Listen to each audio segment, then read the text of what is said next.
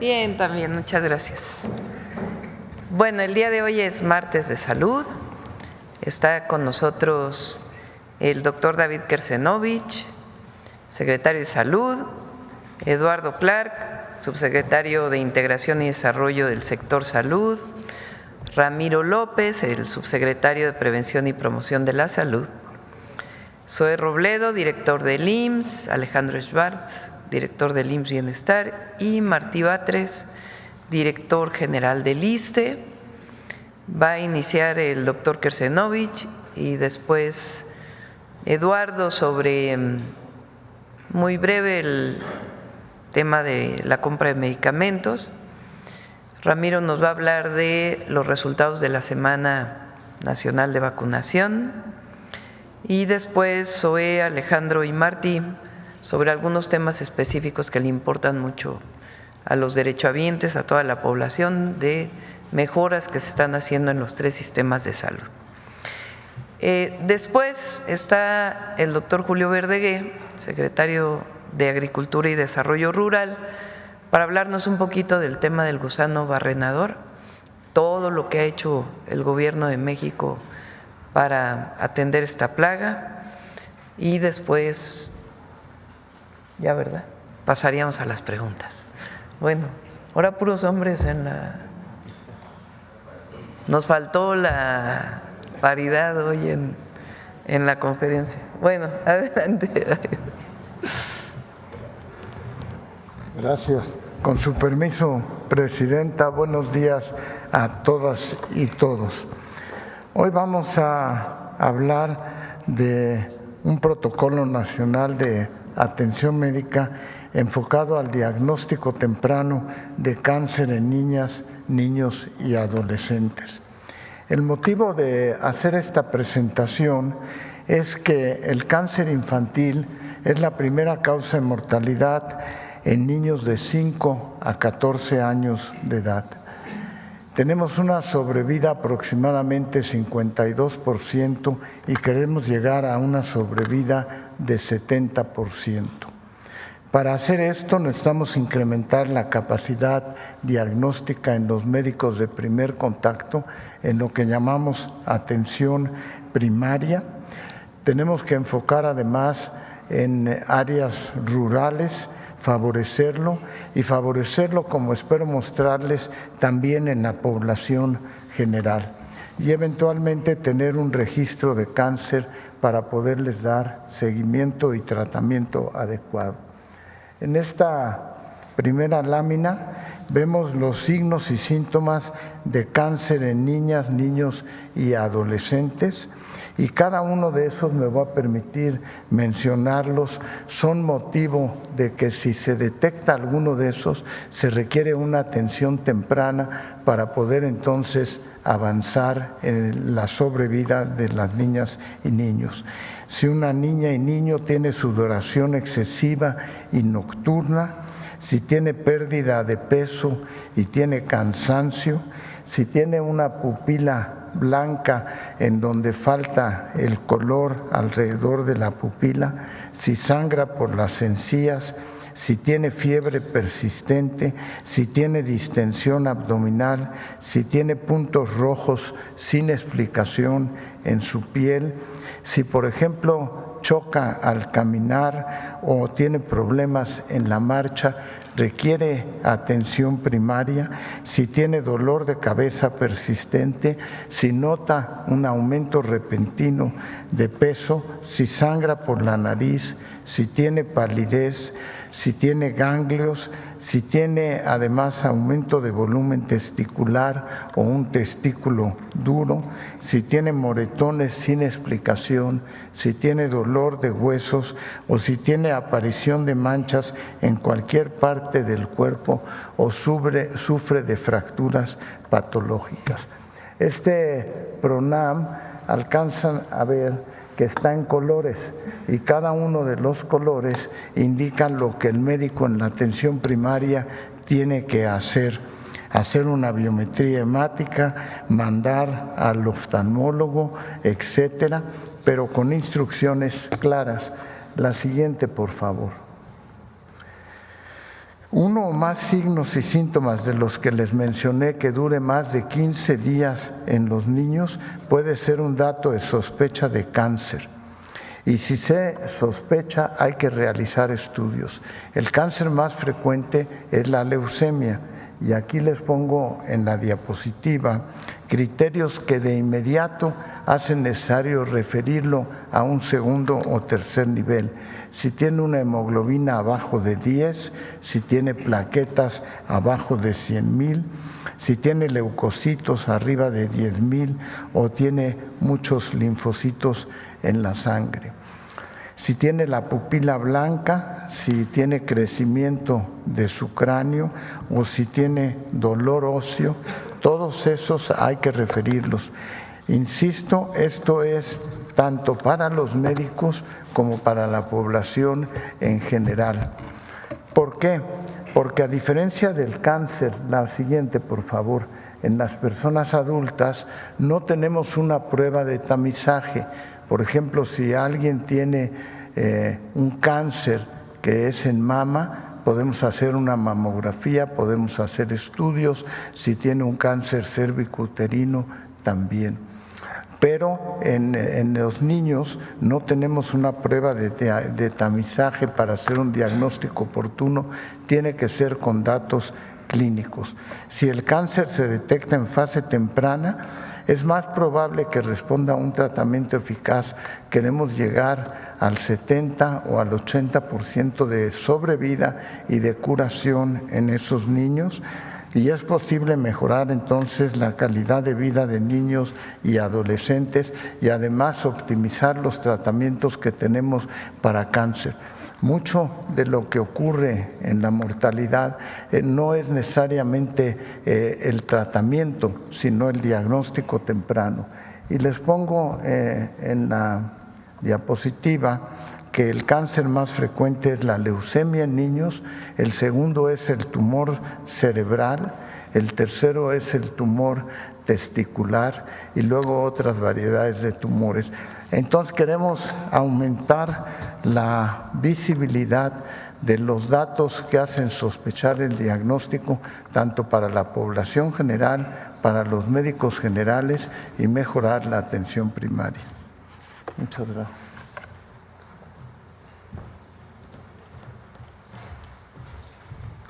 Buenos días, con su permiso, Presidenta. Les queremos compartir el avance que tenemos en la generación de los nuevos contratos para continuar con el suministro y el abasto de los medicamentos para todas las clínicas y hospitales del país. Siguiente. Hay 3 grupos de medicamentos que les queremos comentar. El primer grupo, que ya les hemos dicho, son cerca de 1,139 tipos de insumos para la salud, medicamentos, dispositivos, reactivos, pruebas. Son los medicamentos de fuente única y patente. Los de más alto costo, de algunas de las enfermedades más complicadas, los más caros de estos medicamentos para cáncer, hemofilia, otro tipo de enfermedades. Estos medicamentos no fueron afectados por la nulidad de la licitación que se tuvo. Es decir, estos medicamentos desde que se asignaron en enero siguen siendo pedidos, los contratos están formalizados y rutinariamente están siendo pedidos, entregados y dispensados directamente a los pacientes. Este grupo es un grupo además donde se hizo una negociación estratégica de parte de la Secretaría de Salud al inicio del año y representó un ahorro de esta compra de medicamentos de cerca de 27,000 millones de pesos en la compra bianual con respecto a precios de años anteriores.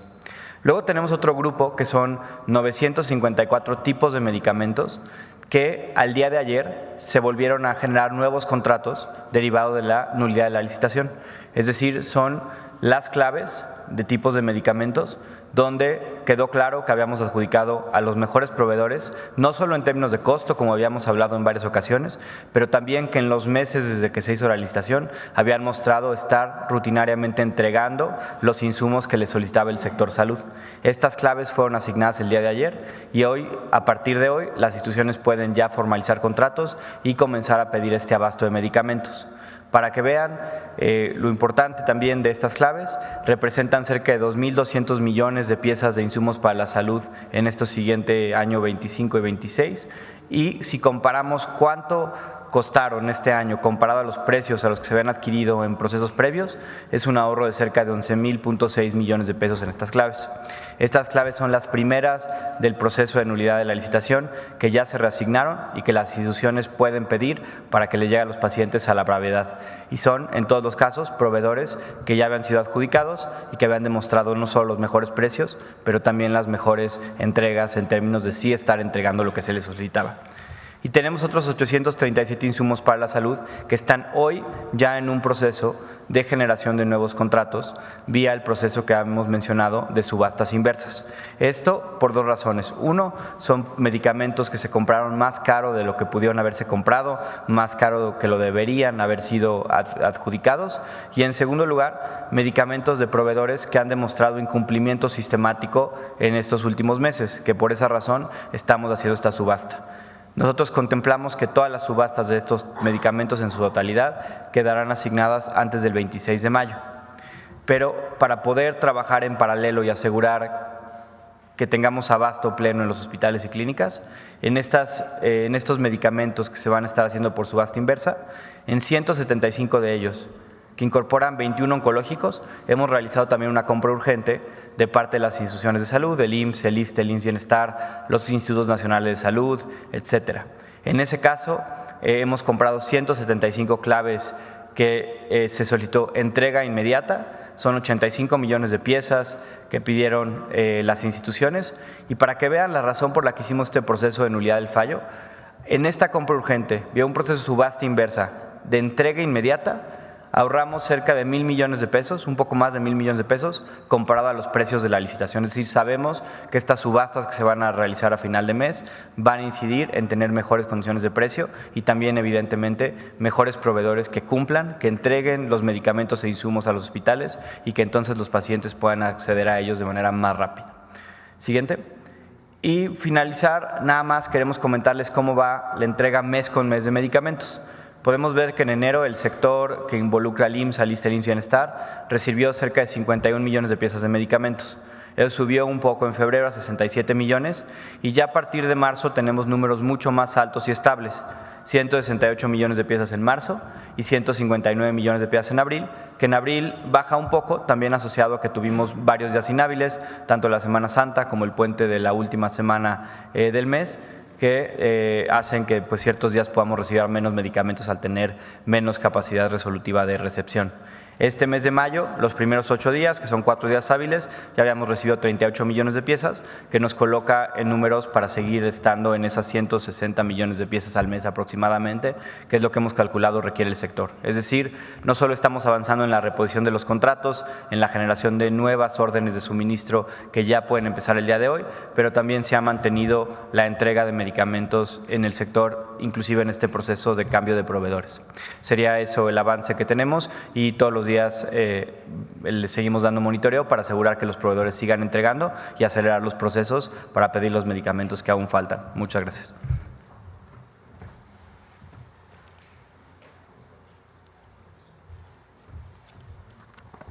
Buenos días, con permiso, Presidenta.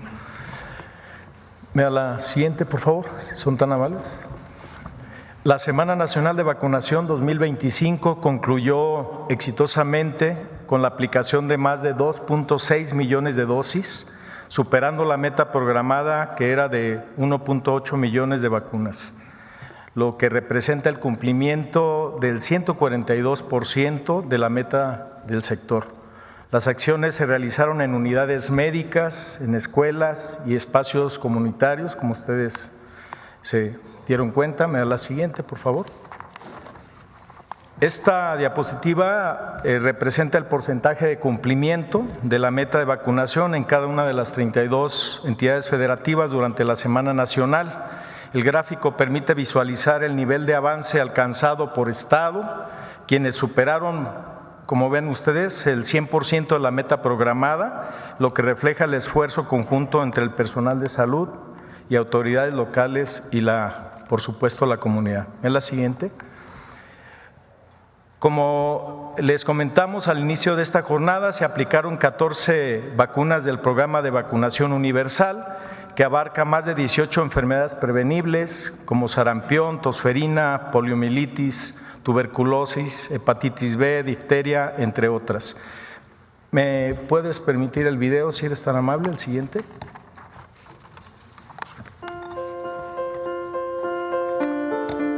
Durante una semana, México se unió con un solo propósito: proteger la salud de su gente. Brigadas, personal de salud y comunidades enteras. La primera Semana Nacional de Vacunación 2025 superó todas las expectativas. Más de 2.600.000 dosis fueron aplicadas en todo el país, alcanzando el 142% de la meta programada, porque cuando México se une, no hay meta imposible. Desde clínicas y escuelas hasta parques y plazas, se instalaron miles de puntos de vacunación para acercar la salud a cada rincón del país. Vacunar es proteger vidas, fortalecer comunidades y construir un país más saludable. Este logro es de todas y todos, y aunque la semana concluye, la vacunación continúa todo el año, porque cuidar de nuestra salud es un acto de amor. Gracias por confiar, gracias por participar, gracias por proteger a México. Vacunarse es salud.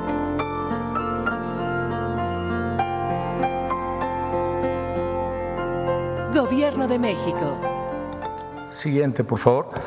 Como vieron en el video, la Semana Nacional de Vacunación concluye de manera oficial, pero las acciones de inmunización continúan de manera permanente en todo el territorio nacional. Se logró una coordinación intersectorial y la participación de la población fue muy alentadora. Se encuentran disponibles las 14 vacunas actualmente y anunciaremos pronto la nueva acción de vacunación dirigida a un sector de la población. No nos queda más que agradecer a cada una y uno de los participantes de esta Semana Nacional, al personal de salud, brigadistas, voluntarios, madres, padres de familia, adultos mayores, medios de comunicación, por supuesto, que nos ayudaron, y la población en general. Y, sobre todo, enfermeras y enfermeros, que a propósito el día de ayer fue su día de fiesta. ¿Sería cuánto, presidente? Muchas gracias. Con su permiso, presidenta, muy buenos días a todas y a todos. Hace unas semanas, el 21 de marzo, en Oaxaca, la doctora Claudia Sheinbaum hizo un planteamiento sobre el fortalecimiento de los sistemas públicos de salud, particularmente quienes prestamos atención médica, el IMSS, el ISSSTE, el IMSS Bienestar. Y ahí para el IMSS nos dio una tarea muy puntual: que las cirugías no se retrasen. En ese sentido, nos pusimos a trabajar todo el equipo del IMSS para hoy poder presentar una estrategia que tiene que ver con los tiempos de espera, tanto para los temas de las cirugías como las consultas de especialidad y la consulta de medicina familiar, que es el eje troncal de un sistema público de salud, la medicina preventiva. Y hoy queremos traer aquí en la Mañanera del Pueblo la estrategia sobre rezago quirúrgico. Como se puede ver, los tiempos de espera en cirugías es un reto global. Todos los sistemas públicos, pero también los privados basados en aseguradoras en el mundo tienen tiempos de espera que se tienen que gestionar entre la oferta y la demanda de servicios. En ese sentido hay diferentes formas de aproximarse. Ponemos aquí algunos ejemplos. En Australia se priorizan las cirugías de acuerdo a los riesgos de las complicaciones: 30 días para alto riesgo, 60 días para riesgo moderado, 90 días para riesgo bajo. En casos como el de Canadá, un sistema también socializado de atención médica que es universal, gratuito como el nuestro: 28 días para radioterapia, 14 y hasta 182 días para atención cardíaca, 112 días para cirugía de catarata, 182 días para reemplazo de rodilla o de cadera. En España, que también se ha ido privatizando desafortunadamente, ponemos un caso, el de Madrid, donde se tienen 60 días para consulta de especialidad y 180 días para tratamiento electivo. O el Reino Unido, el NHS, que es una de los mejores mejores sistemas que hay en el mundo, también se establecen 62 días entre tamizaje y confirmación de cáncer y 126 días para una cirugía electiva. Incluso estuvimos consultando un documento de la OCDE que habla sobre los tiempos de espera en sistemas de salud. Ahora, en México, ¿cómo lo estamos abordando? Si damos la siguiente, el año pasado, en 2024, fue el récord que tuvo el Seguro Social en el número de cirugías que se hicieron, un total de 1.396.894 procedimientos quirúrgicos.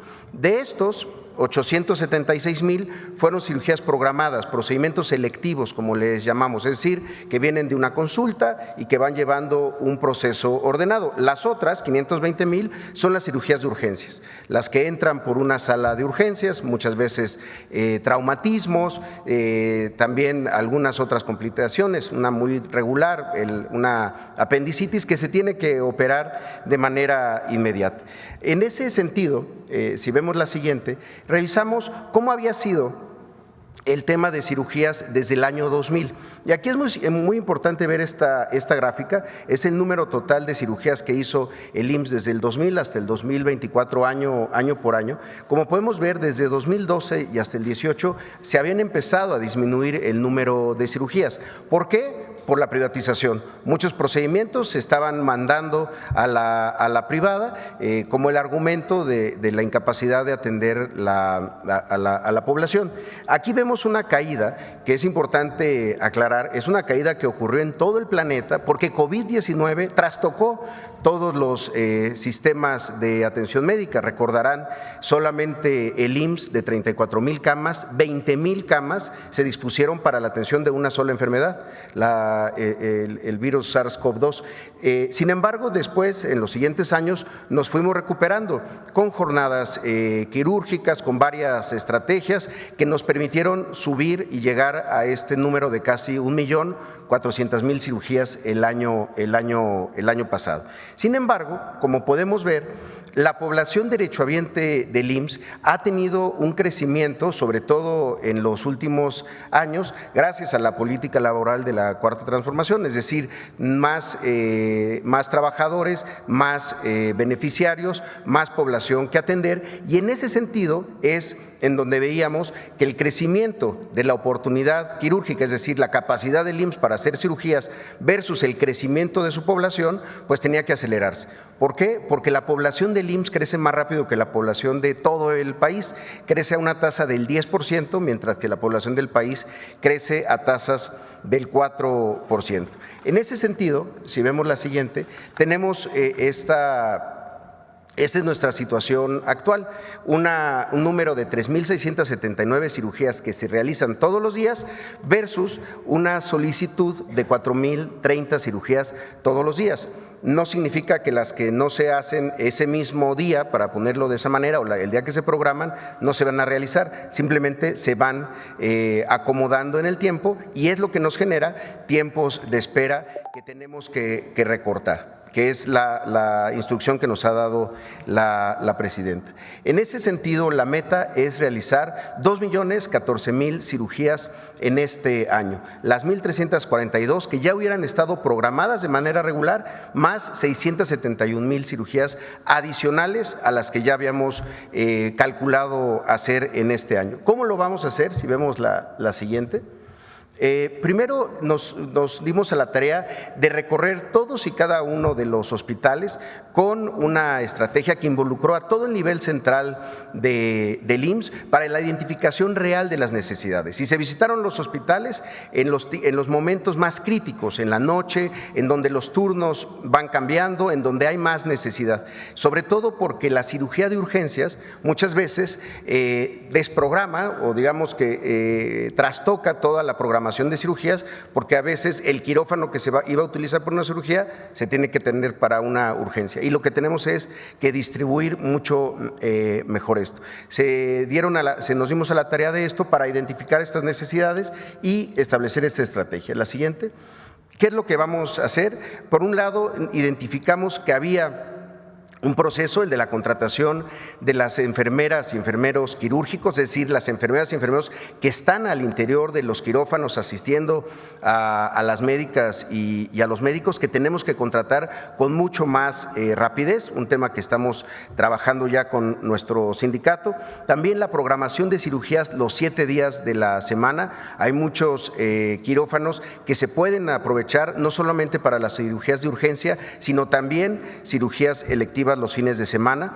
Se identificó también la necesidad de cierto instrumental muy sencillo, esterilizadores también que se deben de renovar. Desde luego, contar con el abasto del 100% de las 931 claves de insumos entre medicamentos y material de curación que se necesitan para la realización de una cirugía.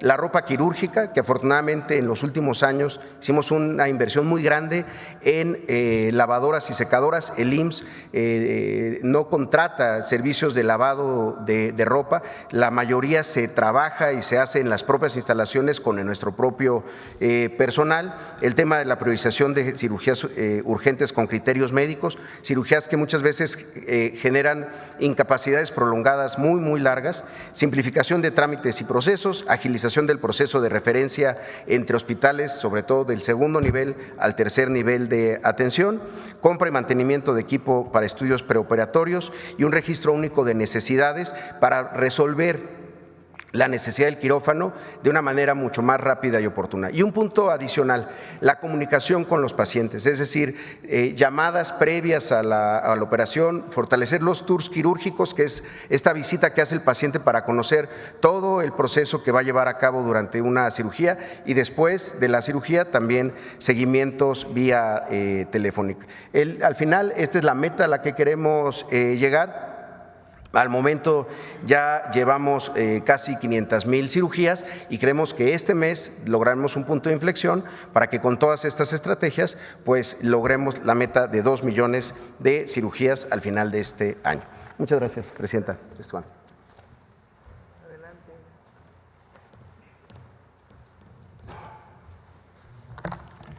Buenos días, Presidenta. Buenos días a todas y todos. Vamos a hablar de un tema que llamamos estrategia de trato digno. Es un tema fundamental para mejorar el trato a nuestros derechohabientes. Esta es otra transformación fundamental que buscamos en el ISSSTE. El objetivo general es impulsar el bienestar de la derechohabiencia a través de la cultura del trato digno, empático y humanizado. Aquí señalamos que el humanismo debe estar por encima de cualquier burocratismo, nada de despotismo, desterrar cualquier tipo de maltrato. Una persona que va a una clínica, pues va porque se siente mal y lo primero que espera, pues es un apapacho institucional, y ese buen recibimiento ya tiene un contenido terapéutico. Si no es así, pues evidentemente que no estamos ayudando desde el principio al paciente. Las acciones específicas que vamos a desarrollar, que de hecho ya hemos empezado, pero estamos anunciando esta sistematización, son entre otras las 10 siguientes. 1, la creación de una Comisión Nacional de Trato Digno con la participación de diversas áreas centrales del ISSSTE, entre otras la Comisión de Vigilancia, la Subdirección de Atención a la Derechohabiencia, el área de Trabajo Social, el área de Control de Gestión de la Dirección General, el Call Center y el área de Capacitación, entre otras. 2, la elaboración de un protocolo del trato digno al derechohabiente para que se siga en todas las unidades del ISSSTE, especialmente las unidades médicas, como una guía, como un manual de lo que debe hacerse en la relación con la derechohabiencia. 3, una cuestión fundamental, son los talleres de humanización. Aquí estamos convocando a personal médico, personal de enfermería, personal paramédico, como camilleros, radiólogos, etcétera, personal de trabajo social, el personal farmacéutico, el administrativo de las ventanillas, los policías, especialmente quienes se encuentran a la entrada de las unidades médicas, y las representaciones regionales.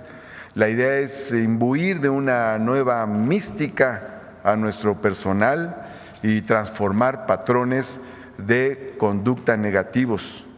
4, la instalación de módulos de atención al derechohabiente en todas las unidades de salud en lugares visibles, es decir, que el derechohabiente al llegar vea que hay un módulo que es para la atención al derechohabiente y sepa a dónde dirigirse.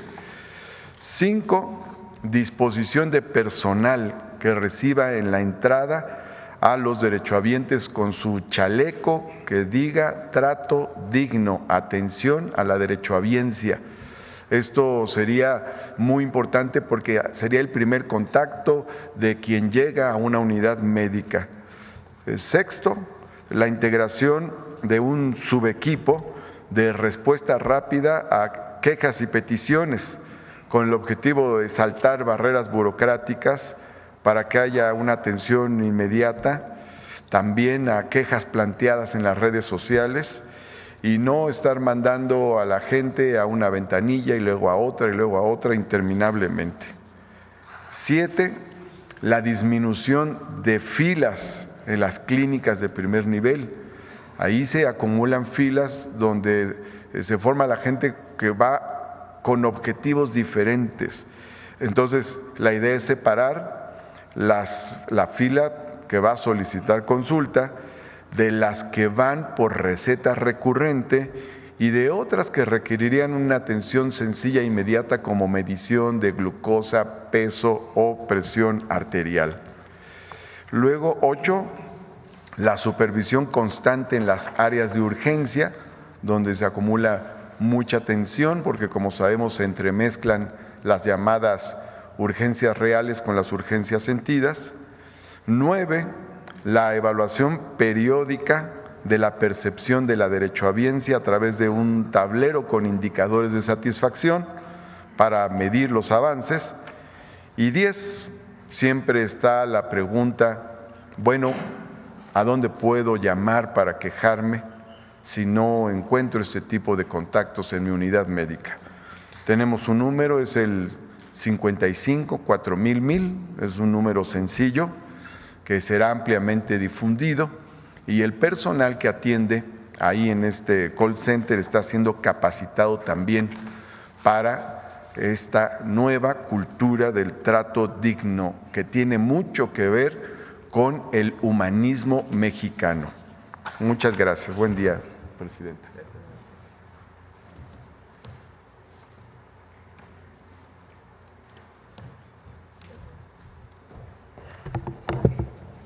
Muy buenos días, Presidenta, con su permiso, señores secretarios, compañeros del Gabinete de Salud. Hoy presentaremos una estructura para garantizar el derecho a la salud desde el territorio. Hemos conformado 212 equipos regionales de conducción médica como parte esencial de un modelo de atención a la salud del bienestar. Esta red permite planear, ejecutar y evaluar la atención de manera integrada, cercana y continua. Es el paso clave hacia un modelo de salud territorial que nos ha instruido la Presidenta impulsar, donde el cuidado no se organiza desde arriba, sino donde está la vida y las necesidades. Siguiente, por favor. Este es el proceso de conformación. La conducción territorial en salud requiere legitimidad técnica y compromiso social. Por eso lanzamos un proceso nacional de selección para poder reclutar a los mejores perfiles, con base en experiencia y capacidad y sobre todo trabajo en el territorio. Las y los coordinadores regionales ya recibieron capacitación en gestión territorial en salud y supervisión clínica, y cada equipo tiene una región delimitada con un número específico de centros de salud, hospitales y población bajo su responsabilidad. No son oficinas, son equipos que caminan el territorio con nombre, rostro y compromiso clínico. Siguiente. Dividimos el país en 212 regiones operativas reales, pensadas desde los flujos de los pacientes, las redes de referencia y la capacidad instalada, es decir, la oferta pública en salud. Esta es la base para una conducción clínica desde el territorio. Estos equipos recorren los municipios en todo el país, conectan los hospitales con los centros de salud, pero sobre todo resuelven los cuellos de botella desde el territorio mismo en muchos temas vinculados con la institución. Siguiente. Informarles que en el 2025 nos hemos propuesto metas claras y medibles: 50 millones de consultas generales, 5 millones de consultas de especialidad y 1 millón de cirugías. Y lo importante es que cada región que hemos presentado tiene sus propias metas y los equipos regionales son los responsables directos de alcanzar con eficacia clínica, pero sobre todo con mucha proactividad territorial, estas metas. Siguiente. Presentamos un ejemplo concreto de lo que significa esta estrategia en el territorio. Podemos ver aquí la región operativa de Neza, Los Reyes, La Paz y Chimalhuacán, como saben, ubicada en el oriente del Estado de México. En esta región operativa, el doctor Andy Hernández de León coordina el equipo regional con responsabilidad clínica y operativa sobre un territorio compuestos por 3 municipios que integran una red de servicios de 43 centros de salud y 7 hospitales. Este equipo trabaja con metas sanitarias definidas que deben alcanzar en diciembre del 2025. Por ejemplo, consultas generales. Esta región de Neza tiene una meta a diciembre del 2025 de 668.351. Al día de hoy se han alcanzado un 24%. Es importante resaltar que tan solo esta región aportará más del 1% de la meta nacional del IMSS Bienestar de más de 50 millones de consultas. Lo mismo para especialidad. En esta región este año nos proponemos hacer una cifra inédita de consultas de especialidad de más de 57,000 consultas, llevamos el 35% y esto contribuye a su vez a las 5 millones de consultas de especialidad que tendremos en el país. Lo mismo para cirugías, estaremos haciendo casi 15,000 cirugías en este año, llevamos el 25% como parte de un objetivo nacional de 1 millón de cirugías. Esa es la estrategia en acción, es una conducción médica proactiva con responsabilidad territorial y resultados medibles, un modelo que organiza el cuidado no desde el escritorio, sino desde el territorio vivo. Siguiente, por favor. Sí, todo. Gracias. Adelante, Julio, breve, por favor. Con su permiso, señora presidenta, buenos días, compañeras y compañeros de los medios. Después de muchos años en que había estado totalmente controlado, en junio del año 2023 reapareció esta plaga, el gusano barrenador del ganado, en Panamá. Es endémica a Sudamérica y allá la teníamos controlada. Desde ese día, 1 de junio del 2023, este animalito se movió 3,700 kilómetros hasta llegar a las fronteras de México con Guatemala. México no tenía responsabilidad en controlar esa plaga cuando estaba al sur de Panamá. Sí tenían responsabilidad nuestros socios norteamericanos, estadounidenses, que tienen la única planta que existe en la región, en el continente, para producir las moscas estériles que se necesitan. Bueno, el asunto es que se les fue de control, viajó más de 3,700 kilómetros hasta que llegó a México. Desde el mismo mes en que apareció en Panamá, nuestro gobierno anterior, el presidente Andrés Manuel López Obrador, dispuso que se reforzaran las medidas de inspección en aeropuertos, en aduanas, etcétera, porque sabíamos pues, que estos animales viajan, pueden viajar en personas, en animales, en fin. En mayo del 2024, porque veíamos que esto no lo estaban deteniendo, se activó una campaña de capacitación de médicos veterinarios, 4,400 clínicas y lugares donde se venden, hay veterinarios donde va la gente a comprar medicamentos para sus animales, o sea, toda una campaña preventiva. Ya en el mes de julio, todavía no estaba acá, pero veíamos que avanzaba, el presidente Andrés Manuel López Obrador dispuso activar el dispositivo nacional de emergencia, que le da atribuciones especiales a la Secretaría de Agricultura y al Senacica para hacer una serie de controles. Eso ya se hizo ley en julio del 2024. Finalmente, nosotros iniciamos el gobierno en octubre del año 2024. Inmediatamente tomamos contacto con el entonces secretario de Agricultura de los Estados Unidos, revisamos la campaña, acordamos las medidas como lo habíamos acordado desde el día 1 con sus autoridades sanitarias, vimos que las cosas estaban funcionando bien y que teníamos que prepararnos para lo que pudiera venir. De hecho, tuvimos una visita de la subsecretaria de Agricultura responsable de estos temas, estadounidense, que vino a México, nos reunimos con ella, visitó lo que estábamos haciendo, en fin, siempre hemos trabajado de la mano con las autoridades sanitarias estadounidenses. El 24 de noviembre del año 24 detectamos el primer caso aquí en México. ¿Dónde lo detectamos? En puntos de control que se habían establecido con mucha anticipación.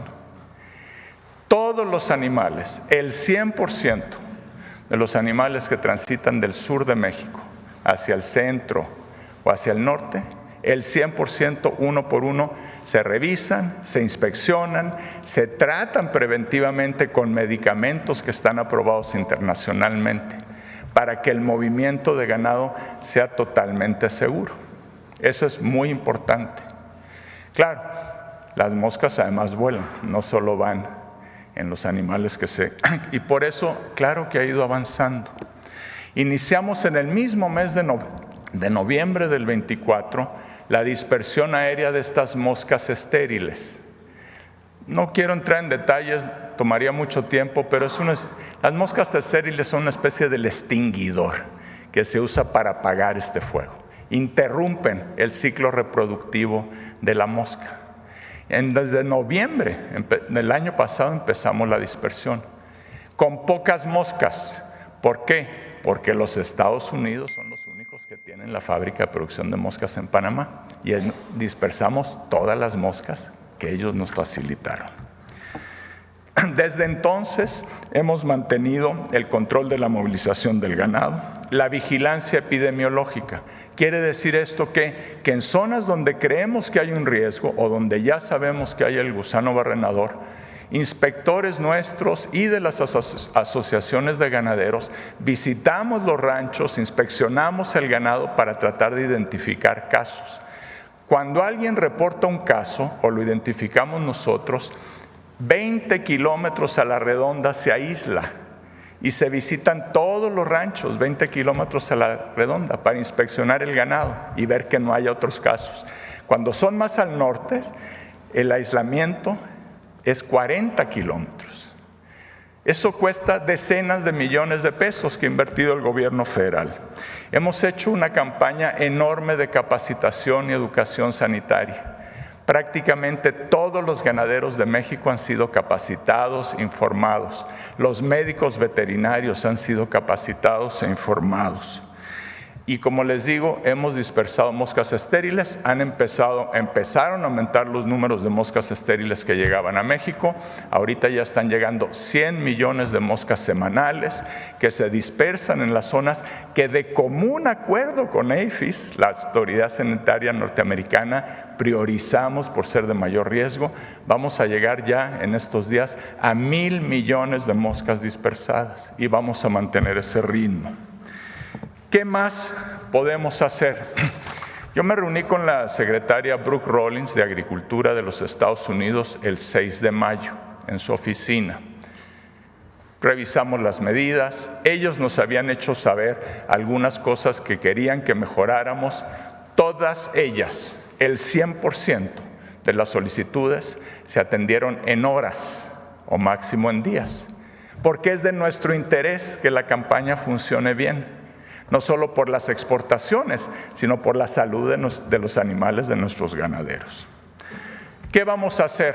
En primer lugar, y el 10 de mayo nos avisaron que nos iban a cerrar la frontera. Finalmente pude hablar con la secretaria Rollins el domingo 11 de mayo y acordamos una suspensión temporal por 15 días, periodo en el cual vamos a ver qué nuevas medidas, qué podemos reforzar para que en 15 días ellos hagan su evaluación y nos abran la frontera nuevamente, que es lo que México espera. Tomamos ayer un acuerdo con los gobernadores y gobernadoras de los estados exportadores y de los estados del sur que están afectados. También nos reunimos con todas las asociaciones ganaderas. Acordamos una serie de medidas que ya están en implementación, reforzar la movilización, el control a la movilización del ganado. Vamos a hacer un barrido desde el Golfo de México hasta el Pacífico, a la altura de Veracruz, hasta llegar a Oaxaca y sur de Guerrero, visitando el 100% de los ranchos a inspeccionar. Estamos teniendo reuniones diarias con APHIS. En fin, estamos haciendo todo lo que es materialmente posible hacer. Hemos pedido durante meses, sin respuesta, que se abra la planta de producción de moscas estériles en México, en el estado de Chiapas. Seguimos esperando la respuesta de las autoridades porque eso es esencial para poder combatir con efectividad esta plaga. Muchas gracias, presidenta. Ya se informó. Gracias. Vamos a ver, por acá.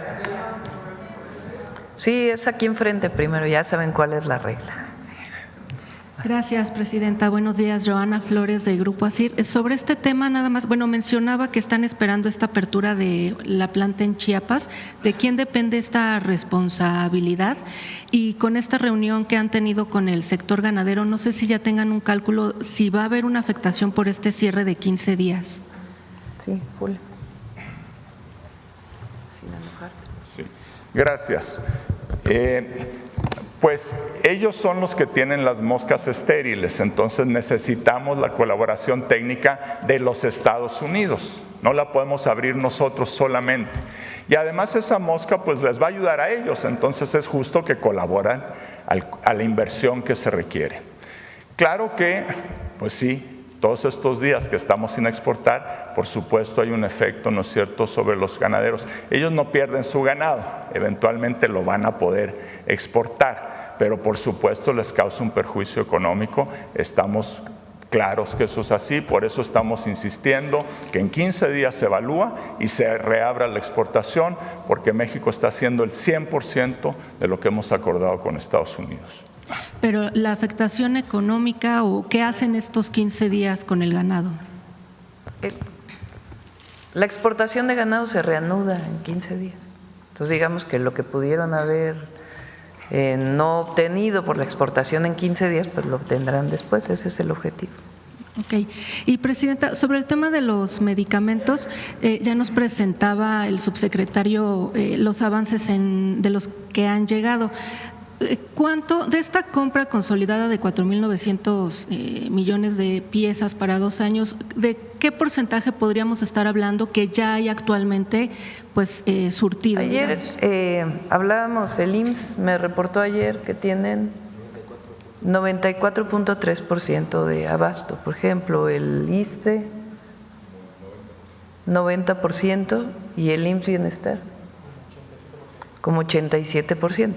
Claro, ahí hay algunas claves pues que son indispensables, que están en este proceso que termina este mes, pero ha ido aumentando el número de medicamentos que está llegando y va a aumentar en estos meses.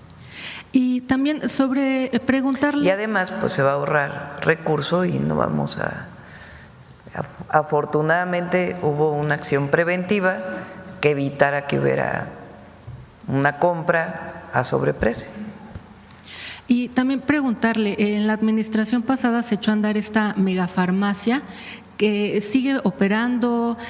Sí, funciona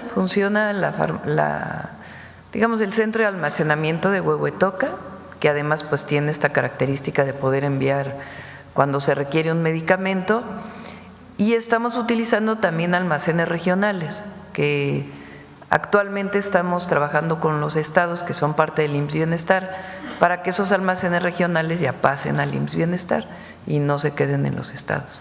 Entonces es un almacén central que envía a distintos almacenes regionales. En algunos casos que están más lejos de Huehuetoca, el proveedor envía directamente al centro regional. ¿Y se va a mantener entonces esta megafarmacia? Sí, se mantiene. Pero la gente sigue, digamos, llamando ahí. Sí, puede llamar ahí, sí. Bueno, también ayer nos decía el tema de salud casa por casa, entonces ¿podría disminuir la demanda, digamos, de la gente que llama? Salud casa por casa es para atender principalmente a las y los adultos mayores y personas con discapacidad. Ahí la Secretaría de Salud está eligiendo los medicamentos y de acuerdo con el censo que se hizo, es decir, el cuestionario a todos los adultos mayores, de cuáles son los medicamentos de mayor necesidad. Por ejemplo, un medicamento para la hipertensión, que un adulto mayor pues tiene que estar tomando regularmente. Entonces, un número determinado de medicamentos va a ser parte de las farmacias del bienestar para el programa de salud casa por casa. Los otros medicamentos los van a obtener de manera gratuita en su centro de salud o en su hospital, dependiendo de las características de la enfermedad. Pero si requieren estar permanentemente adquiriendo un medicamento y pueden ir cada 6 meses a su cita con el médico, pues van a estar disponibles o en las tiendas del bienestar, antiguas tiendas de ICONSA, o en los centros de salud en el exterior para que no tengan que hacer luego las filas para poder resurtir su medicamento. Y justamente, Presidenta, ahorita que hablaba el director del ISSSTE sobre este tema de trato digno, me viene a la mente, hay una práctica, un fenómeno que ocurre muchas veces en las clínicas del ISSSTE y del IMSS, donde para tener consulta la gente madruga y tiene que llegar desde las 4 de la mañana a formarse. ¿Puede haber alguna estrategia para que ya esto se pueda evitar? Porque 4 de la mañana te sientes mal y te formas, pues no es como un trato digno, digamos. ¿Se puede hacer una estrategia, no sé, consultas programadas, qué sé yo? Sí, estamos trabajando en eso y no sé, Martí, si quieres platicar lo que nos platicaste ayer de cómo distribuir esas filas. Nos encontramos con unos casos en algunas de las clínicas que hemos visitado y esta comisión que se ha ido formando ha ido a varias de las clínicas y se ha encontrado con que en la fila no todos van a solicitar la cita para la consulta, sino que algunos van a otros temas, por ejemplo, a receta recurrente o, por ejemplo, porque se sintieron mal y buscan una medición, un chequeo, más que una consulta formal. O algunos incluso van a la consulta de los expedientes. Entonces, ese conocimiento nos ha permitido reducir filas en esos lugares. Entonces va nuestro equipo y han logrado reducir las filas, porque van a distintos propósitos. Y entonces ya nada más la fila que va directamente a solicitar la cita queda mucho más pequeña. Ahora, ya existen mecanismos para solicitar electrónicamente la cita. Este tiene que ser revisado con algunos ajustes porque no todas las personas tienen la práctica del uso de las herramientas electrónicas.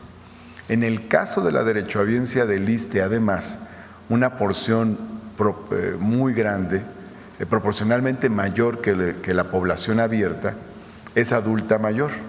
Entonces, tiene otros mecanismos de comunicación y mucha gente prefiere ir directamente a la clínica a solicitar la cita más que hacerlo por la vía electrónica. Y algunos lo hacen pues porque se sienten mal y buscan la atención más rápida posible. Entonces, ya existe una proporción de citas por vía electrónica y de citas directas en la clínica, y estamos revisando si ajustamos esa proporción para poder aumentar un poco más la de quienes van directamente a la clínica sobre la base de este análisis que hemos realizado. Y de todas maneras vamos a ir midiendo cómo va mejorando todo este tema, que es un tema de los complicados. Gracias. Muchas gracias, Presidenta. Sí, en el mismo sentido, hay 5 estrategias que se han llevado a cabo en el Seguro Social, sobre todo para la consulta de medicina familiar, el médica familiar que atiende varios padecimientos, la consulta también preventiva. La primera son las unidades médicas de tiempo completo, es decir, las unidades de medicina familiar del IMSS, 1,600 distribuidas en todo el país. Tradicionalmente abrían solamente de lunes a viernes en los turnos de la mañana y la tarde, y las que tienen admisión médica continua para temas de urgencia pues durante todo el día, pero la consulta solo es en esos horarios. Entonces se están abriendo para que todas las unidades de medicina familiar tengan consulta los fines de semana. Esto también beneficia mucho a los trabajadores y a las trabajadoras para que no tengan que pedir un permiso para ir a su consulta, sobre todo los pacientes que están en algún seguimiento. El otro tema tiene que ver con la unifila, es decir, esta fila que para quien acude de manera espontánea porque se sintió mal y demás. Muchas veces algún derechohabiente olvida su cita o de alguna manera no puede acudir, y entonces se abre ese turno de manera automática y entonces en la unifila se puede atender. Pero ahí, de manera similar a lo que se está haciendo en el ISSSTE, se ha procurado mucho la consulta digital, la agenda digital, es decir, que uno pueda desde el IMSS Digital, la consulta de primer nivel, agendarla ahí, aparecen los días, los turnos, y poderla agendar para llevar mucho más control. Ah, perfecto. Sí, es en IMSS Digital. Si pueden ingresar ahí, ahí hay un apartado donde está la cita digital. Y ahorita, mientras la ponen, y el otro tema son las recetas resurtibles que ya se han mencionado, que son los pacientes que están en control. Es como una suerte de estímulo también para pacientes crónico-degenerativos que mantienen buen control sobre su enfermedad y entonces no necesitan la cita mes con mes, sino que se les entregan las recetas de 3 meses para que después de una cita, en la siguiente ocasión, solo vayan a la farmacia por sus medicamentos. Bueno, aquí está en el IMSS Digital, si se puede ingresar ahí, se tienen que poner el tema del número de seguridad social.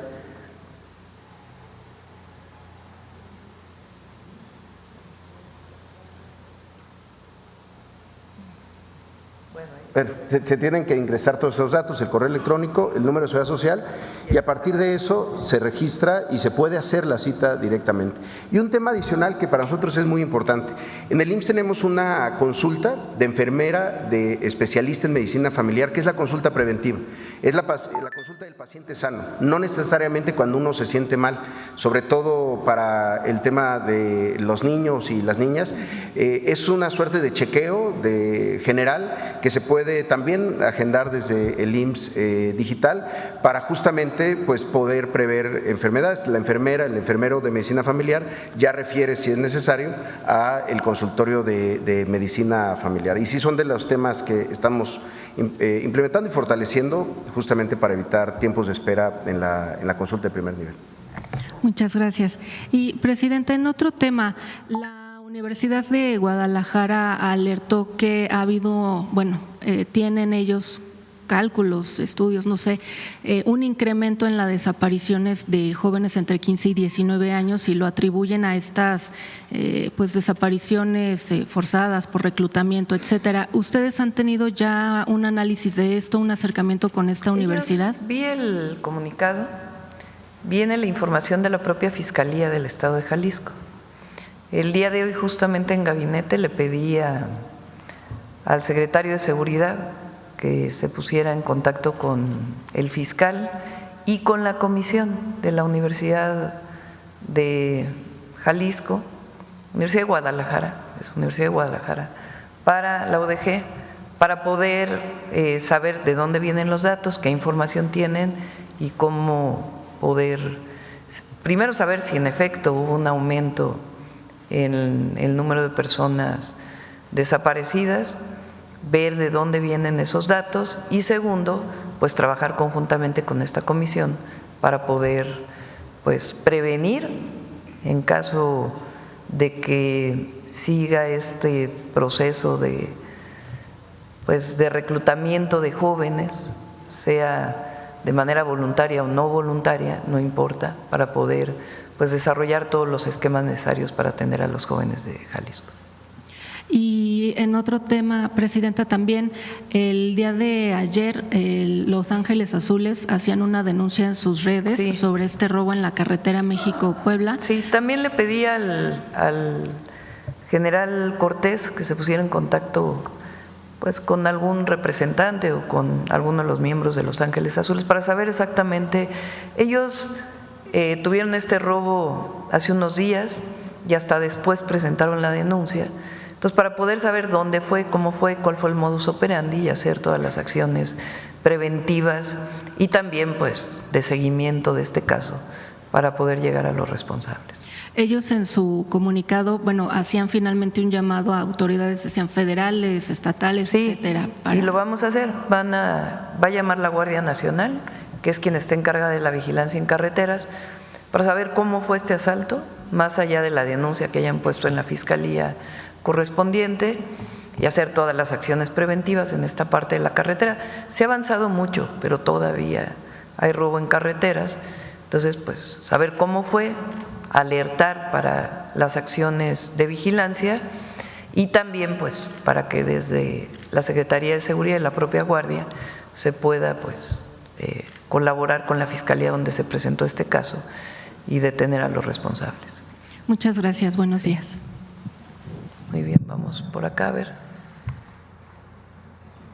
Gracias.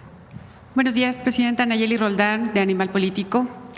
El primer punto que me gustaría preguntarle es, de acuerdo con datos oficiales, durante el sexenio del presidente Andrés Manuel López Obrador, aumentó en 5 las recetas no surtidas en los hospitales públicos de este país, en comparación con el sexenio anterior de Enrique Peña Nieto. A la par, aumentó en 29% el gasto en los contratos de medicinas, también en comparación con el sexenio anterior. La primera pregunta, Presidenta, es ¿qué explicación tendría de esto? ¿Qué ocurrió? Primero habría que ver en qué estados. Primero, ¿de dónde viene la información?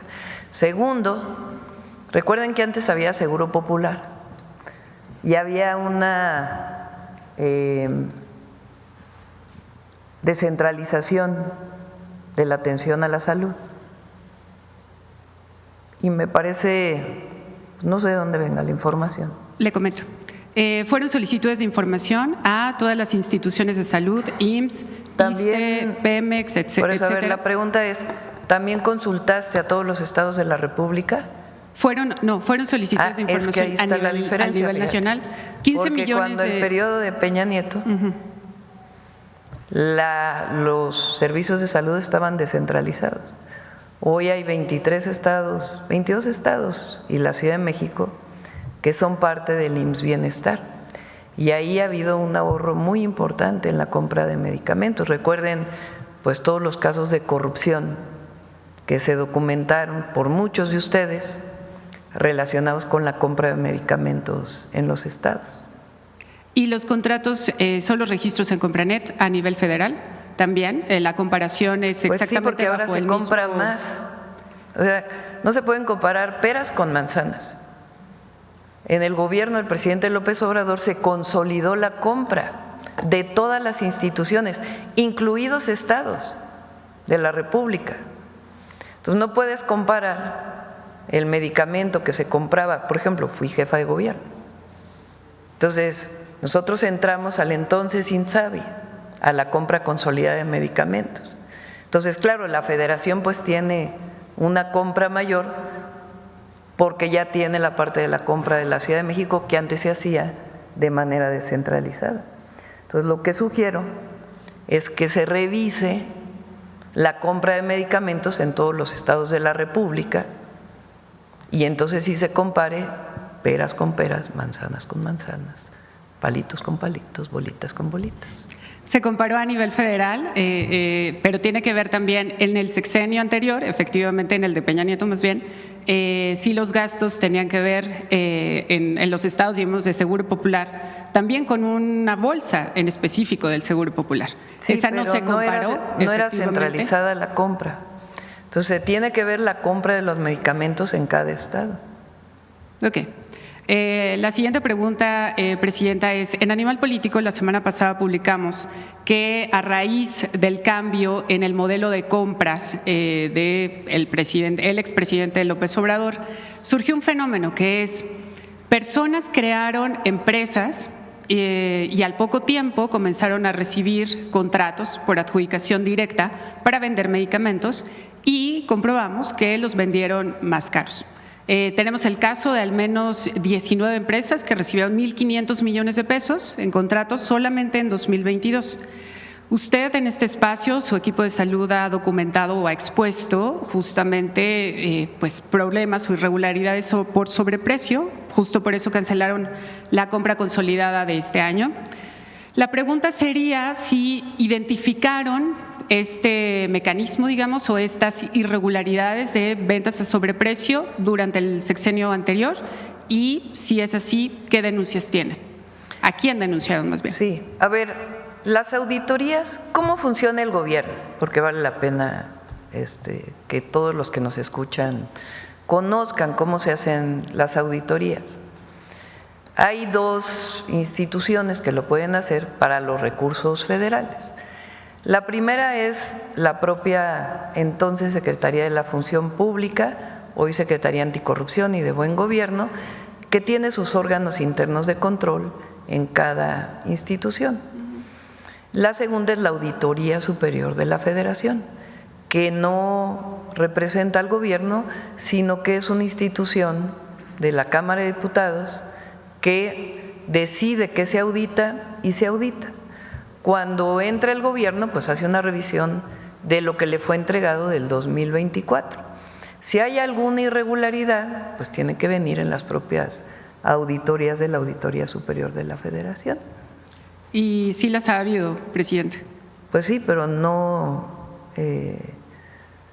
conocemos, o ¿de dónde es tu información? De la Auditoría Superior de la Federación. Pues que se revise, que se vean las observaciones y si hay alguna irregularidad, pues que se presente. O sea, ¿su gobierno no ha hecho estas revisiones? No le corresponde al gobierno hacer una revisión de la cuenta pública del 2022, que es lo que tú estás reportando. A nosotros nos corresponde lo que correspondería a observaciones del 2023, que se presentan en el 2024 o 2025, solventar esas observaciones, o de los años posteriores. Si hay un resultado de la Auditoría Superior de la Federación, hay que ver si se solventó esa información. Más allá de esas solventaciones en específico, en estos mecanismos de fiscalización y de revisión del gasto de los recursos públicos, la pregunta estaba enfocada, Presidenta, en si su equipo justamente le llegaron alarmas de qué es lo que estaba pasando en el tipo de compras de medicamentos durante el sexenio anterior, si encontraron este mecanismo de venta a sobreprecio. Eso tiene que ver con los registros dentro de las instituciones. A la Secretaría Anticorrupción, en todo caso, hacer una revisión del 2024 y en todo caso de auditorías previas que se hicieron, de la Auditoría Superior de la Federación o de la Función Pública, pues hacer la revisión de si hay observaciones. O sea, ¿usted hasta este momento no tiene reportes de que hubieran ventas a sobreprecio en el sexenio de Andrés Manuel López Obrador en materia de medicinas? No. Okay. Si hay alguna cosa que alguien presente de alguna observación, se revisa. O sea, nosotros no tenemos nada que ocultar. Nosotros no somos del pasado, de corrupción de aquellas épocas, en donde se compraban medicamentos para el cáncer, uno muy sonado en Veracruz, que tenía agua en vez de medicamento. Nosotros no somos eso. Y hay transparencia. Es la gran diferencia. Sí.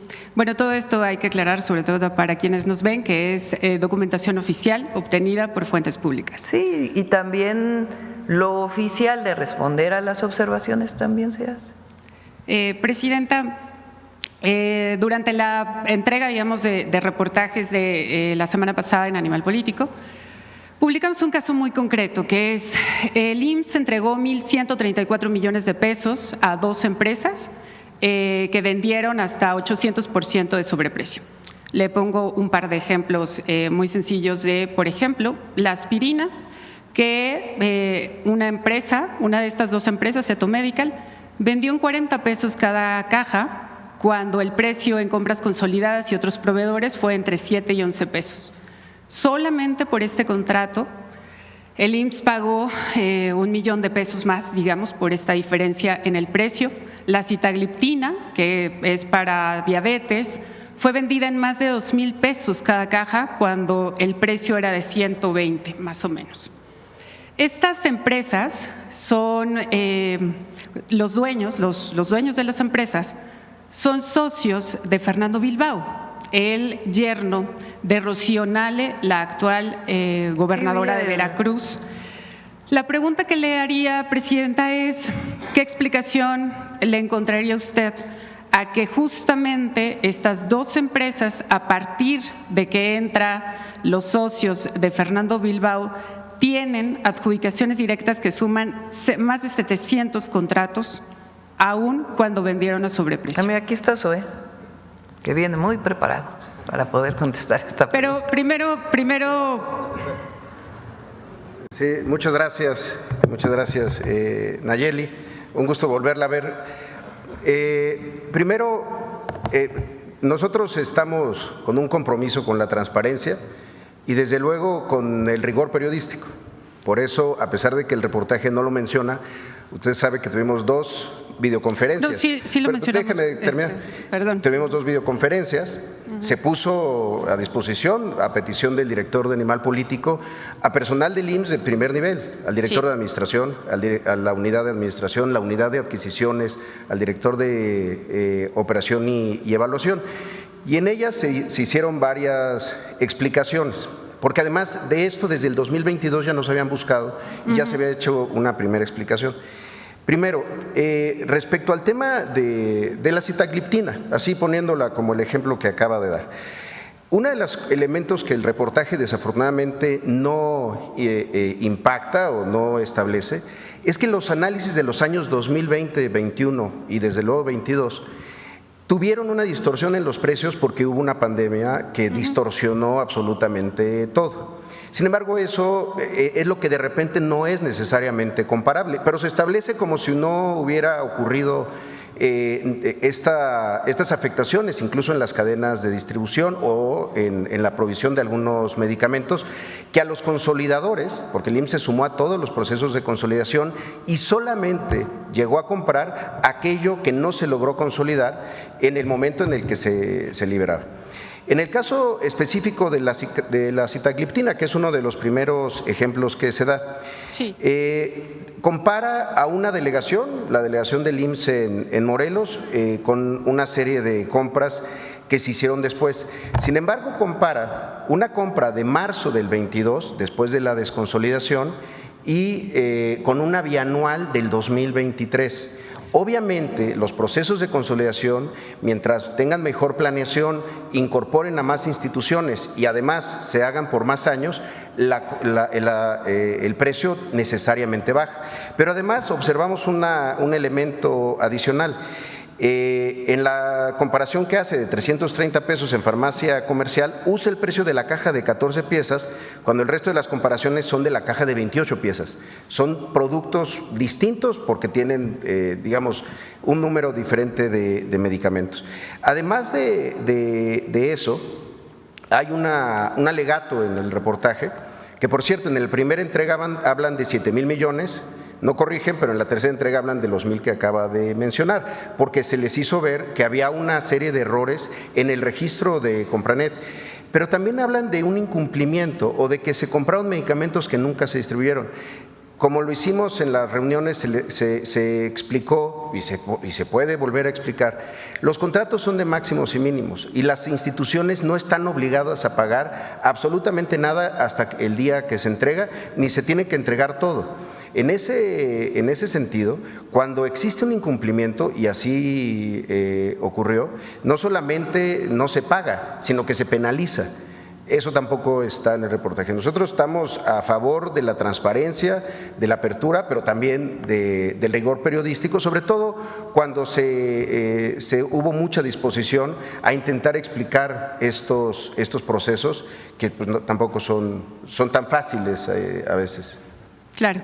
Preciso nada más, la comparación para determinar los precios, digamos, en la investigación periodística, tomó en cuenta los mismos años de la compra consolidada y luego también se hizo una segunda comparación con los precios ofertados por otros proveedores exactamente del mismo medicamento, sí. Y esa fue la doble comparación. Sí, por ejemplo, comparan el precio que logró el Instituto Nacional de Pediatría, que está aquí por Perisur, con una compra que se hizo en Baja California, que siempre ha tenido una situación logística porque llevar los medicamentos a Baja California o tenerlos aquí en un instituto muy importante, pero que está aquí en el centro en la capital del país, no es comparable.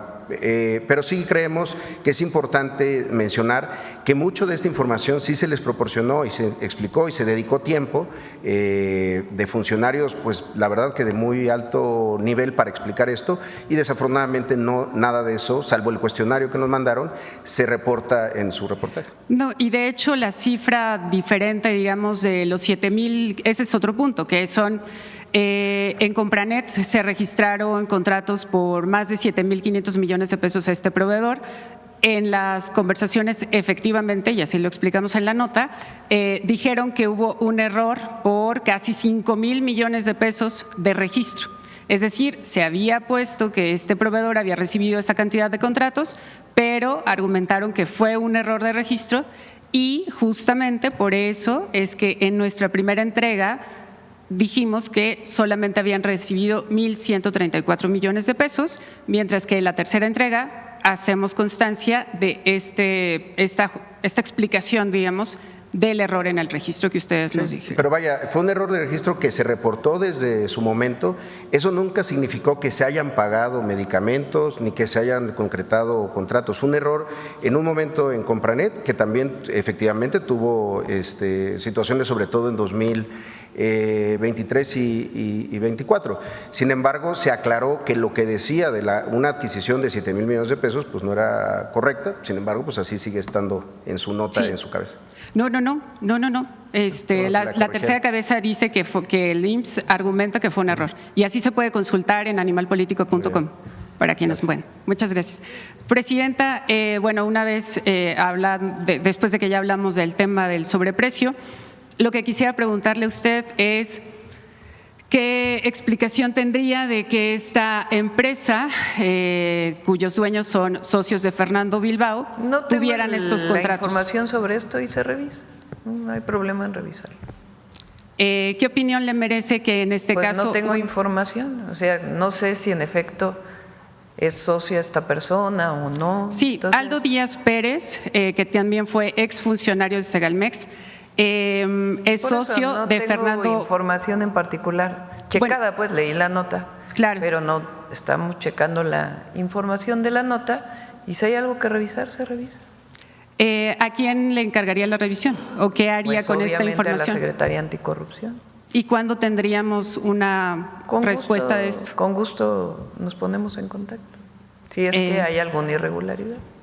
¿Le parece correcto que hayan recibido estos contratos? Pues no puedo decir si es correcto o incorrecto si no hemos checado la información que ustedes brindan y cómo fue en todo caso que se hizo esta adjudicación.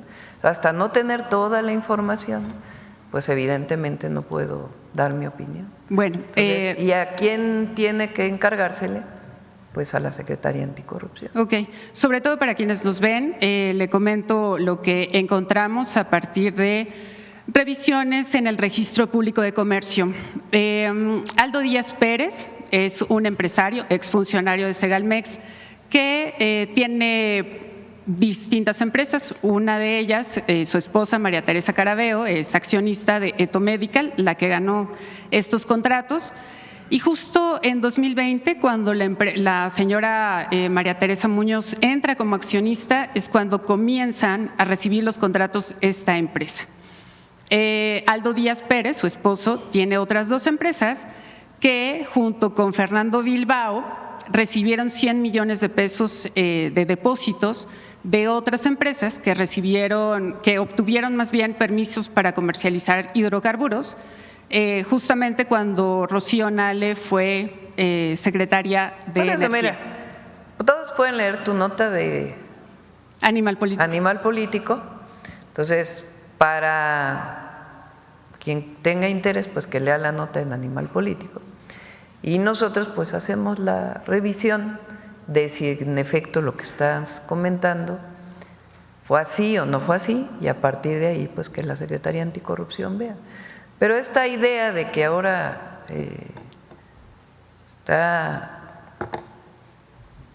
las auditorías está todo, pero esta idea de que se cometieron actos de corrupción, pues tiene que demostrarse y que se haga la revisión y la auditoría. Sí, claro, y digo, las evidencias ahí están. ¿Cuándo podría hacerse, Presidenta? Pues ¿Podríamos venir la siguiente semana? Raquel Buenrostro, que lo revise primero y ya después contestar. ¿Le parece que venga en un par de semanas? Se comunica contigo sin problema, Raquel. Ok. Por último, Presidenta. Y se informa a la gente, porque claro, no tenemos nada que ocultar. Eso sería nada, lo más importante. Absolutamente nada. Por último, Presidenta, ¿qué le diría a las personas, a las familias que, sobre todo durante el sexenio pasado, aunque todavía hay casos ahora, que batallaron, que iban a los hospitales y no encontraban las medicinas, que han tenido que comprarlas por sus propios recursos, que les aplazaron cirugías y que al mismo tiempo pues se gastaron los recursos para comprar las medicinas pero no los tuvieron? ¿Qué le diría sobre todo a esas personas? Eso sí no es cierto. O sea, porque estás diciendo cosas. Se compraron medicamentos que nunca llegaron. ¿Cuál es tu prueba? No. Eso dijiste ahorita. No, se compraron medicamentos que en el caso que tenemos de Rocío Nale, sí hay algunas solicitudes en específico, pero me refiero que las personas iban a las farmacias y no encontraban los medicamentos y aún así el gobierno sí los había comprado. No, bueno, ¿qué les diría? ¿Qué pruebas tienes de eso? O sea, a ver, porque para todo hay que poner prueba y más en un periodismo responsable. Entonces tú estás diciendo que se compraron medicamentos que nunca llegaron a las farmacias. No tenemos prueba de ello. Se compraron medicamentos porque así está obviamente registrado en diferentes fuentes de información y al mismo tiempo hubo reportes, manifestaciones de personal médico. Hubo manifestaciones en la calle de personas que decían que no había medicamentos. Tú estás contando 2 hechos aislados. Entonces, la afirmación que tú haces de que se compraron medicamentos que no llegaron a las farmacias tiene que demostrarse. No, se compraron medicamentos y cuando las personas iban a las farmacias no encontraban medicamentos. Por eso tiene Fueron que 15 millones de recetas que no se surtieron. Más allá de la comparación, 15 millones de recetas que no se surtieron de manera completa de derechohabientes de hospitales públicos. Sí, a ver, vamos desde el principio. En nuestro país, con el Seguro Popular, había un esquema de monopolización de la compra y la distribución de medicamentos en unas cuantas manos. Algunos tienen hoy canales de televisión, viejos políticos, que ustedes saben a quién me refiero, que tenían el monopolio de la compra y la distribución, y no de todos los medicamentos, sino de una base de medicamentos que estaban en el Seguro Popular. Esas compras de medicamentos fueron a mucho mayor precio que las que se hicieron posteriormente. Y además se amplió la base de compra. Justo ayer estábamos platicando eso en la reunión de salud. Porque cuando no hay competencia y hay unas cuantas empresas que se dedican a eso y solo se les compra a esas empresas y se terciariza todas las funciones, pues entonces no solo se demostró que no funcionó, sino que también había desabasto. Entonces, en todo el periodo del presidente López Obrador no se puede obviar algo que ocurrió, una pandemia de prácticamente 2 años, en donde prácticamente todas las instituciones de salud tuvieron que posponer cirugías, posponer atención médica, incluso compras de medicamentos para poder atender la pandemia del COVID-19. Una vez que se compran las vacunas, que recibió todo México de manera gratuita, incluso mucho antes que en muchos otros países del mundo, por el trabajo integral que se hizo, entonces comenzó de nuevo a coordinarse todo el sistema de salud y constituir el IMSS Bienestar para evitar este esquema de corrupción que se generó con el Seguro Popular en los estados de la República. Entonces fueron 2 años de mucho trabajo para constituir esta nueva institución de salud, que a nosotros nos está tocando consolidar y al mismo tiempo garantizar pues todo el abasto de medicamentos, que la compra de los medicamentos, como lo hemos estado informando, cada 15 días ha tenido de nuevo esta voracidad de muchas de las empresas farmacéuticas que dieron sobreprecio y que se pusieron de acuerdo con algún servidor público en la mediana escala. Entonces, afortunadamente se paró, se revisó y se está solventando pues esa posible falta que se hubiera cometido. En el periodo del presidente López Obrador se hizo lo mejor que se pudo hacer en todo este proceso pues de monopolización. ¿Por qué están tan enojadas algunas televisoras o algunos sitios de internet? Pues porque ya no se les compran los medicamentos ni los servicios de distribución,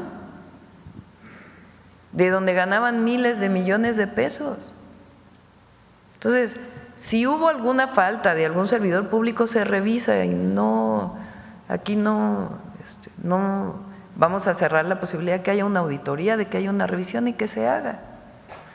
Pero de que lo que tenemos hoy es mucho mejor que el Seguro Popular, que era la pura corrupción, es mucho mejor. Y de que va a ir mejorando todos los días, pues es lo que estamos presentando ahora.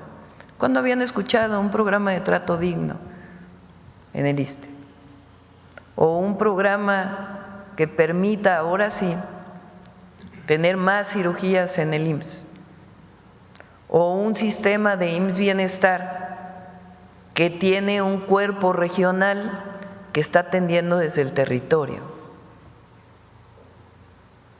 Entonces, es mucho mejor lo que estamos construyendo ahora, que viene desde el gobierno del presidente López Obrador, que aquel esquema de Seguro Popular. O sea, vayan a algunos de los estados que no se han integrado, cobran los servicios.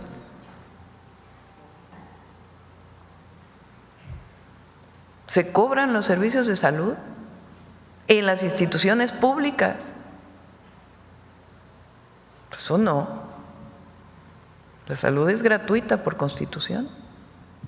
¿Descarta que hubiera habido desabasto en el sexenio pasado, Presidenta? Si hubo algún desabasto, se hizo todo lo que se tenía que hacer. Eso es lo que le respondería a las familias. A las familias siempre las vamos a querer abrazar y apoyar, pero lo que ustedes quieren hacer, de contraponer al gobierno con las familias, eso no. Eso no. Nunca van a escuchar de algún servidor público, de mi gobierno, de otros gobiernos, que hable en contra de una víctima. Lo que pasa es que lo que quisieron hacer fue justamente eso, este esquema de contraposición. Nosotros estamos para servir al pueblo y siempre vamos a estar para servir al pueblo. Pero este esquema en donde, a pesar de que el IMSS se acercó a ustedes, les dio toda la información y siguen planteando lo mismo, entonces lo que se tenga que aclarar se va a aclarar. Transparencia al 200%, más que cuando existía el INAI, que se gastaban el dinero en centros nocturnos. ¿Por qué eso no lo reportan? Sí está reportado en todos los medios. Qué bueno. Sí. Vale. Bueno, si me permite regresar después para ver si la Secretaría Anticorrupción investigó el tema de la gobernadora Nale. Sí. Gracias, presidenta. Gracias. A ver aquí. Ahora puras mujeres, porque fue en contraposición acá. Gracias, presidenta. Buenos días. Nancy Flores, de la revista Contralínea. Buenos días a todas y a todos. Presidenta, faltan 19 días para esta elección judicial, que es este proceso de democratización, un mandato popular del pueblo de México. Y sin embargo, está arreciando la guerra sucia mediática en contra de esta posibilidad que vamos a tener por primera vez los mexicanos y las mexicanas para elegir un poder judicial que ya no sea corrupto y que no esté al servicio de las oligarquías tanto transnacionales como las oligarquías mexicanas. En ese contexto, además, se suma esta guerra sucia a todo el tema de la obstaculización que ha generado algunas decisiones del propio Instituto Nacional Electoral, porque sigue prácticamente tomado el Consejo General por una facción conservadora. Entre esas decisiones, pues primero que no se tuviera información desde los poderes ejecutivo y legislativo también sobre el proceso electoral, y segundo, pues por ejemplo, que no se permitiera a candidatos y candidatas pues hacer uso de estos tiempos oficiales en radio y televisión para que dieran a conocer sus propuestas. En ese contexto, preguntarle no solo su opinión sobre esta guerra sucia para desalentar el voto ciudadano y con ello decir que fracasó este proceso de democratización, sino también preguntarle si va a haber algún tipo de exposición aquí de una forma muy sencilla, muy simple, para que todos los ciudadanos y ciudadanas sepamos pues que son varias boletas, que en vez de tachar vamos a poner números, etcétera. Sí, vamos a dedicar la próxima semana, todos los días, un ratito a hablar de… Pero podemos aprovechar, a ver si me consiguen las boletas. ¿Sí están ahí? A ver, las que vienen en el INE, que no tienen nombres.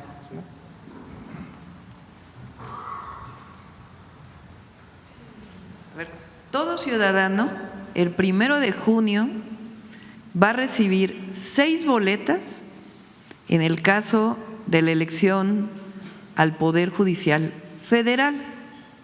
Además, hay algunos estados que tienen elección al Poder Judicial local. Vamos a hablar del federal. Entonces, son 6 boletas, cada boleta es de un color distinto. Primero es esta que tiene este color moradito, que es elección para ministras y ministros de la Suprema Corte de Justicia de la Nación. ¿Cómo se vota?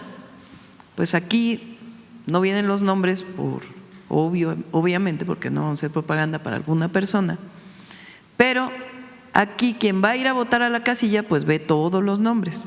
Los pueden revisar ahora en la página de internet del INE, ahí viene todos los detalles de todos los candidatos y candidatas.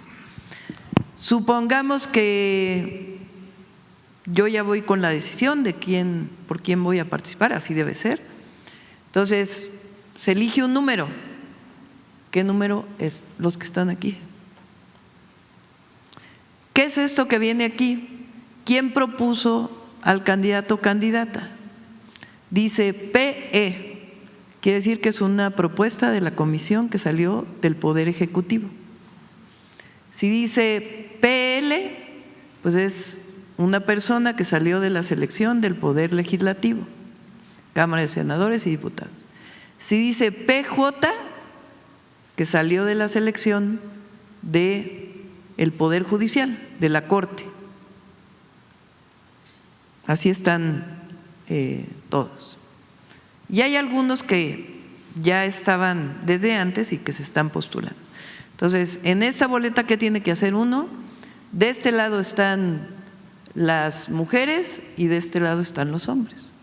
Entonces, tiene uno que escoger 3 mujeres, 5 mujeres y 4 hombres. Perdón, de este lado están las mujeres y de este lado están los hombres. ¿Sí? Entonces, uno va a recibir esta boleta, de este lado izquierdo están las mujeres y de este lado derecho están los hombres. En este caso vamos a elegir 5 mujeres y 4 hombres. ¿Qué tiene uno que hacer para votar? Pues tomar el número, 5 números. No quiero señalar algún número porque luego van a decir que ando promoviendo a alguien. Pero alguno de estos números que uno decida con el nombre, ese número lo pone uno aquí. El segundo número, tercero, cuarto y quinto número de las personas por las que va a elegir. Mujeres y luego hombres. Adelante. Luego viene magistradas y magistrados del Tribunal de Disciplina Judicial. Esto es nuevo. Es como la institución que ahora, de manera distinta a lo que era el Consejo de la Judicatura, va a estar revisando la actuación de los jueces, muy importante. El tribunal que va a estar revisando la actuación de los jueces, ministros y magistrados. En este caso vamos a votar por 3 mujeres y por 2 hombres. ¿Cómo se vota? Bueno, pues igual, de este lado viene cuáles fueron decididos por la Comisión del Poder Ejecutivo, del Poder Legislativo, del Poder Judicial o que ya están en funciones. Va uno a revisar y escoge 3 nombres y le va a poner allá arriba el número al que corresponde. Esto es en mujeres y en hombres. Son 3 mujeres y 2 hombres. La tercera es magistradas y magistrados de la Sala Superior del Tribunal Electoral del Poder Judicial de la Federación. Este Poder Judicial o esta Sala Superior es electoral. Los otros es para la Corte, para la institución que va a revisar la actuación de los jueces. Este es para el Tribunal Electoral. En este caso solamente vamos a elegir 2. Una mujer y un hombre. Hacemos lo mismo, revisamos previamente pues quién lo propuso, el número de nuestra preferencia de acuerdo con el nombre y se elige una mujer y se elige un hombre. Adelante. Después las magistradas y magistrados de la Sala Regional del Tribunal Electoral. Tribunal Electoral tiene salas regionales y la Sala Superior. Estos nombres van a ser distintos de acuerdo a las regiones del país y va a ser lo mismo. Quién lo propuso, el número que corresponde, la persona y va a poner uno el número que corresponda de la persona por la que uno quiera elegir. En este caso son 2 mujeres y un hombre. La que sigue. Y luego juezas y jueces de distrito. Aquí se va a elegir a 5 y aquí viene quién la propuso, el número que corresponde y si es un juez administrativo, un juez civil y el color pues depende de lo que viene aquí. Tiene uno que elegir uno de administrativo, otro que tiene que ver con lo civil, otro que tiene que ver, ya no sé el color moradito, el moradito es civil, después el que tiene que ver con el mixto, después el que tiene que ver con el penal y luego el que tiene que ver con trabajo. Y va a ir uno poniendo el número que corresponda de 5 mujeres y de 5 hombres. Esa es la manera en que se va a votar. Entonces, a diferencia en las elecciones normales, no normales para elegir al poder ejecutivo, al poder legislativo, que uno vota por un partido político. En este caso, pues los partidos políticos no participan, participan las personas como individuos. ¿Cómo vamos a votar? Pues poniendo el numerito arriba de la persona que uno elija. Y así lo vamos a ir explicando todos los días. Hay antes de que sigas, Nancy, a ver, pon el videíto de 20 segundos donde se explica todo esto en 20 segundos. Este 1 de junio votemos por un nuevo Poder Judicial, honesto, capaz y cercano al pueblo. Al llegar a la casilla recibirás 6 boletas, cada una de un color distinto porque elegirás a ministras y ministros de la Suprema Corte, magistradas y magistrados del Tribunal de Disciplina Judicial, de la Sala Superior del Tribunal Electoral, de las salas regionales del Tribunal Electoral, magistradas y magistrados de circuito y juezas de distrito. Votar es muy sencillo. En cada boleta hay una lista de candidatas mujeres a la izquierda y de hombres a la derecha. Junto al nombre está el poder que postuló a esa persona. Para votar debes escribir el número de la candidatura en los recuadros superiores. Al finalizar, deposita las 6 boletas juntos en la misma urna. Infórmate y vota. Este 1 de junio votemos por un nuevo Poder Judicial. Conoce más en eligepoderjudicial.gov.mx. Presidenta, en otro tema, cada año quienes tienen este servicio de telefonía celular por parte de la compañía Telcel se les cobra una fianza de 200 pesos. Esta fianza, dice la compañía, que se utiliza para cuando el cliente no cubre el servicio y entonces se cobra de esa fianza. El problema aquí es que ese dinero nunca se le regresa a los clientes y son millones de personas las que tienen planes de telefonía celular con Telcel. Y el punto es que se van a una fianzadora del mismo grupo, que es estas fianzas Inbursa. Aquí el tema, nada más para dimensionar, es que por cada millón de clientes son 200 millones de pesos que se quedan, que nunca le devuelven a las personas que pagan puntualmente mes a mes este servicio. Tengo 2 preguntas al respecto. La primera sería si la Profeco, la Comisión Nacional de Seguros y Fianzas, y la Conducef pueden revisar esta situación, porque generalmente, o más bien así es la norma, las fianzas se devuelven. Y segundo, si ya se tiene una fecha estimada de cuándo la Comisión Federal de Electricidad ahora sí podrá dar servicio de telefonía celular a todo el país sin restricciones, porque antes los organismos autónomos lo que hacían era privilegiar este tipo de negocios. Vemos con Profeco, le comentamos a Iván Escalante, que a lo mejor nos está escuchando, para que pueda ver este tema. Mañana viene Pepe Merino y su equipo para poder explicar la ley de telecomunicaciones que se envió al Congreso, porque pues, la discusión se fue sobre ese artículo que ya dijimos que se quite, porque nuestro objetivo nunca es censurar y a lo mejor no venía bien escrito, lo que fuera, pero nunca fue el objetivo. Pero tiene muchas otras cosas muy importantes. Tiene que ver con fortalecer las radios comunitarias, tiene que ver con la prestación del servicio, la apertura de prestación del servicio también para Comisión Federal de Electricidad, tiene que ver con ampliar la cobertura, porque faltan muchas zonas en el país que no tienen cobertura de telefonía celular, regula pues todo desde satélites hasta la telefonía fija que todavía existe. Entonces, es muy importante que se conozca cuáles fueron las propuestas de esta ley que está actualmente en discusión en el Senado de la República.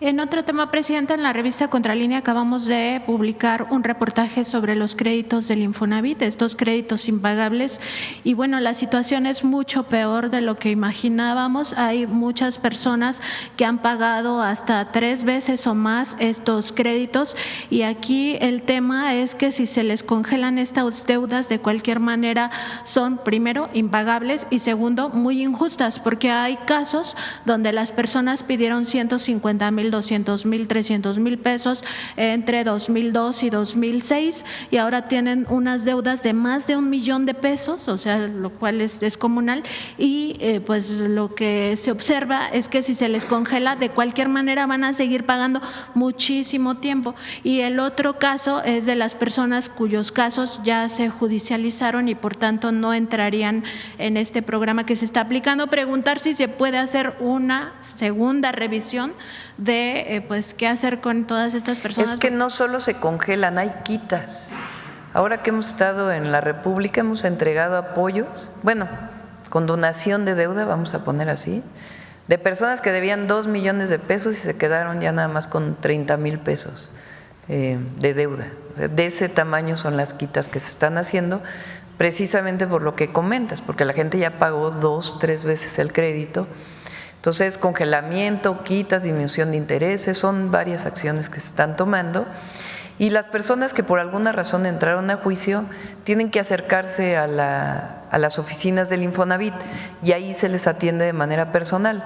Hay algunas que vienen automático y hay otras que si no se les hizo la quita, el congelamiento, etcétera, es porque por alguna razón entraron a juicio y ellos a veces ni lo saben. Entonces, si tienen estos casos, vayan a la oficina del Infonavit, que ahí se les está atendiendo de manera personal. Finalmente, Presidenta, en otro tema, ayer la UNAM sacó un boletín muy importante que tiene que ver con esta confirmación que ya hicieron los científicos de que México sufre mayor calentamiento que el resto del planeta. Se está hablando acerca de que por cada 100 años el planeta, otras regiones, pues suben o aumentan 2 grados. En el caso de México son 3.2 grados. Además, algo que descubrieron también estos científicos es que pues los fenómenos del niño y la niña no enfriaron al planeta como se esperaba, sino que esta ola de calentamiento pues continúa. Preguntarle sobre este tema porque no solo es un tema de cambio climático, sino sobre todo es un tema de seguridad nacional, si se están teniendo ya estrategias de corto, mediano y largo plazo y sobre todo identificando aquellas zonas donde mayor afectaciones se va a tener por este calentamiento global. Si quieren, dedicamos una conferencia a este tema. Sí, lo está trabajando Medio Ambiente, Agricultura y varias secretarías. Y dedicamos porque es un tema bastante amplio. Gracias, Presidenta. Gracias. A ver, y ahora se nos hizo retarde, pero vamos a tomar, ahora nos toca puras mujeres. Vamos acá y luego acá, muy breve. A ver si podemos ser breves para que… Sí. Gracias, Edna Alcántara, de la agencia Xinhua de Noticias, corresponsal en México. Retomando un poquito lo del gusano barrenador, sobre la frontera sur con los países centroamericanos, ¿ya hay coordinación o se piensa cerrar estos 15 días también para evitar la propagación del gusano? Gracias. Siempre estamos analizando, ¿no es cierto?, nuevas medidas que sean necesario para asegurar que no haya movimiento de ganado afectado, de cualquier animal afectado por gusano barrenador. Sí tenemos la decisión tomada de reforzar esas medidas para impedir que siga pues, avanzando esta plaga. Cerrar la frontera es una cuestión pues, que es muy compleja, hay que analizarla con muchísimo cuidado, porque además pues, también impacta en el abasto nacional de carne.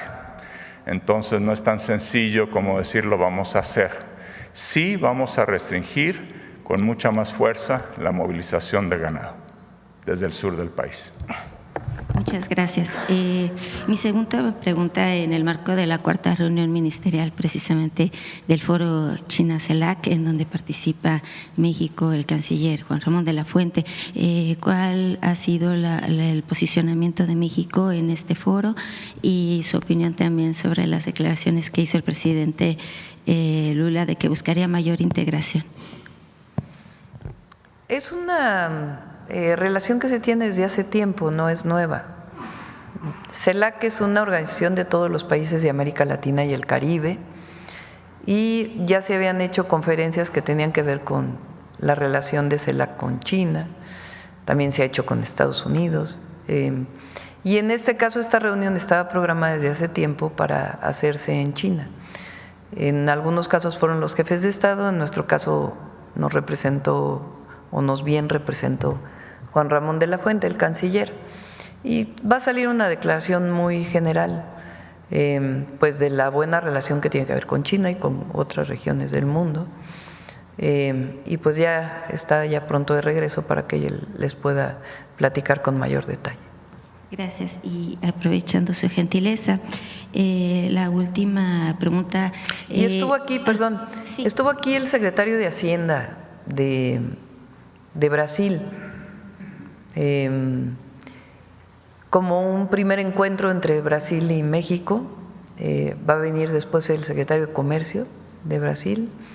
Y la idea es que podamos avanzar en la cooperación Brasil-México para varios temas, algunos comerciales, de complementariedad. La idea es ahí donde nos complementa Brasil y ahí donde México complementa a Brasil, poder tener estos acuerdos comerciales junto con los empresarios de allá y los empresarios de México y de otros temas, educación, ciencia y tecnología, medicina, por ejemplo. Uno de los grandes temas que se ha platicado es que la COFEPRIS y la Agencia de Regulación Sanitaria no es sanitaria, ¿verdad?, de medicamentos, o sí es sanitaria, de Brasil, puedan tener, así como tenemos con la FDA, que es de Estados Unidos, que lo que aprueba FDA se aprueba de inmediato aquí, que también lo podamos tener con Brasil. Brasil tiene una industria farmacéutica muy importante. Entonces, temas como eso nos van a ayudar. Entonces, estamos avanzando en ese trabajo. Doctora, y el proyecto de Internet para todos que presentaron en febrero, el 5 de febrero, precisamente aquí en la conferencia, anunciaron que iba a estar enfocado hacia escuelas y también para clínicas de salud. En este caso, ¿cómo van avanzando para Sí, si quieren, mañana viene Pepe Merino y él puede dar mucho más información. Gracias. ¿Qué les parece? Gracias. A ver, la última, ahora sí. La última y nos vamos. Gracias, presidenta. Buenos días, Shaila Rosagel, corresponsal del Grupo Gili, El Imparcial de Sonora, La Crónica de Mexicali y Frontera de Tijuana. Preguntarle en un primer punto, presidenta, si ya le dieron información las autoridades de Estados Unidos sobre las razones del retiro de la visa a la gobernadora de Baja California y a su esposo. Lo único que informaron fue lo que informaron públicamente, de que era un asunto privado, que era un asunto personal. Así lo informó la Embajada de los Estados Unidos en México y no hemos recibido mayor información. Entonces, pues no podemos seguir opinando hasta no recibir mayor información. Por cierto, sí quiero aclarar porque ayer algunos medios difundieron que había un congelamiento de cuentas. Hablamos con la gobernadora y la gobernadora nos dijo que ella no tiene cuentas en el extranjero. Esa es información de la gobernadora. Gracias, presidenta. Sobre el tema del gusano barrenador, preguntarle ¿cuándo se considera que podría quedar erradicado este problema, esta plaga? Y también preguntarles en cuántos estados de aquí del país se ha detectado que ha llegado el gusano barrenador. ¿Qué acciones específicas se están haciendo para que no llegue al norte del país, por ejemplo, a estados como Sonora y Chihuahua? Bueno, ya informó bastante Julio sobre eso. Son 2 casos, ¿no? Sí, la erradicación va a tomar mucho tiempo. La vez pasada tomó 50 años, ahora lo vamos a hacer más rápido porque hay mejores tecnologías. Pero erradicar lo que desaparezca de México y de todo Centroamérica es tarea de muchos años. Los estados donde hay ahorita presencia son los del sur y sureste. Vamos en las nuevas medidas a establecer unos nuevos protocolos, no tengo mucho detalle técnico, para asegurar que los estados del norte de la República no llegue esta plaga. Lo hablamos ayer con las gobernadoras y gobernadores y ya estamos trabajando en el diseño técnico para anunciarlo, pues espero que en cosa de días y iniciarlo de inmediato. Muchas gracias. Ya por último, presidenta, preguntarle, ¿qué opina sobre los altos precios de las bebidas alcohólicas y no alcohólicas y también como botanas de alimentos en eventos eventos como la Expo Ganadera de Sonora, que bueno, fue muy anunciada como una expo para el pueblo. Entonces ha habido muchas quejas allá en Hermosillo por estos precios elevados de las cosas que se venden ahí al interior de la expo.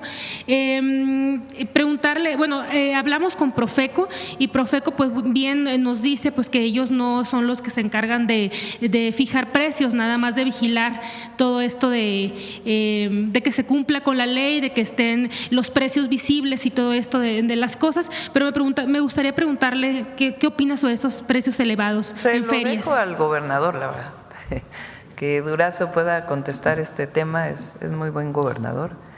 Y pues a veces en estos eventos, digamos, donde está el cliente cautivo, pues dan a precios más altos, que no está bien, ¿verdad? Y siempre Profeco puede apoyar para revisar.